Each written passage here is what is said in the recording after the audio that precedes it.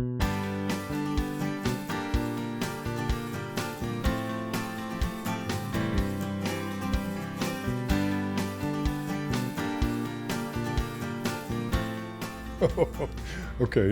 you're gonna edit all this dead air out while I think about that, because that's a complicated question. It is.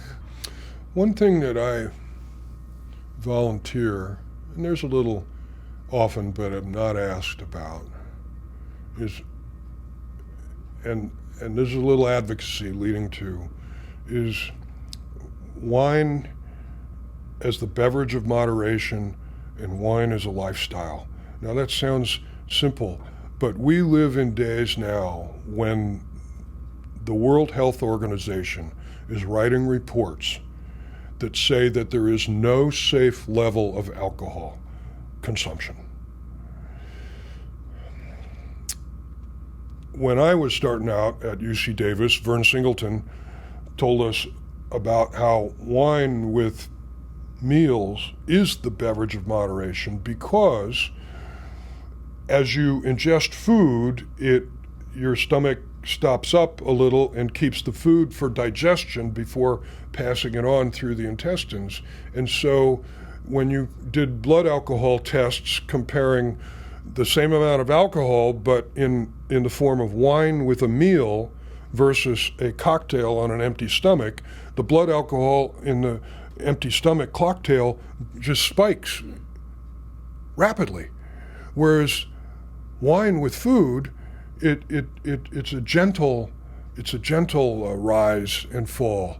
And to me, that's a huge difference that's being forgotten these days by a resurgence of anti-alcohol forces. Wine is not like other alcohols because it's enjoyed with family, with friends, with food, even twice a day. A couple of glasses of wine with lunch, and then a couple of glasses with dinner. That is a healthy lifestyle.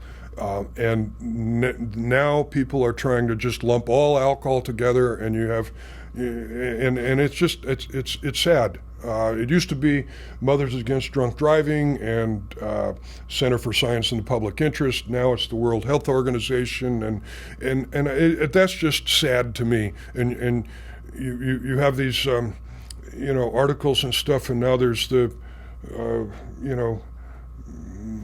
sober curious and things you're writing. People are writing about this on online, and it's like that's unnecessary. It's like alcohol, enlightened alcohol use, and particularly wine, enjoying wine with meals, is not the same as alcohol abuse, and it really bothers me that we're seeing this rise again. Bob Mondavi, lived to 90 or whatever, and he's told everybody, I have a bottle of wine at lunch, I have a half a bottle of wine at dinner. Mike Gergich, he's 90 plus. He's like, okay. Yeah, I mean this has been going on for a long time. So I don't get asked about that, but this is something that I'm chewing on lately, and I think we need to step up to counter that infactual argument. Can I buy 200 cases from you? That was a good answer. Right now?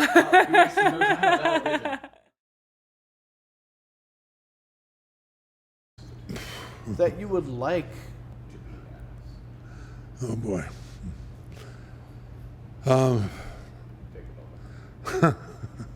That's a tough one. I'd probably have to reflect on that. Can we leave it in abeyance and maybe, and hopefully I'll come up with something.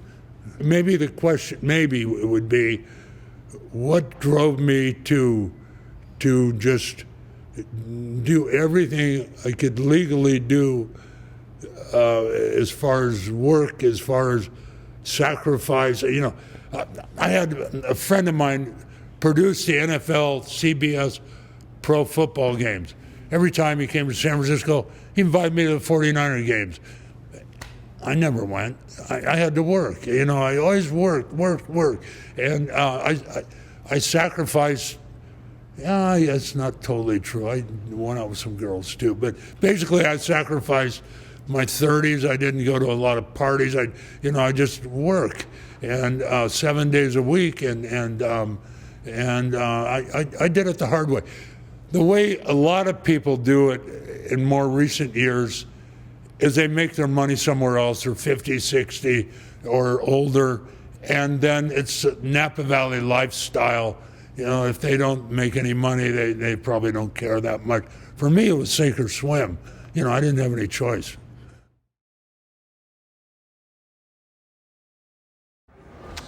Wow, that is an excellent question. That is a really great question, and I'll answer it with a pretend answer, because I don't know the answer.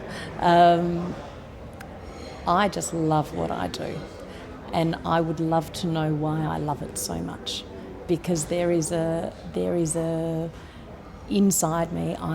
There's something about being able to take the family's wines to the world that it's like a drug. There's an addictiveness to it, and I think some of it does come back to the response to the wines that we get when we show them, but it's a compulsion almost. So I wish I had a more learned answer for you, but it's just such a great industry to be in, and to have the opportunity. And I know my brother and sister feel the same way. We just feel lucky all the time.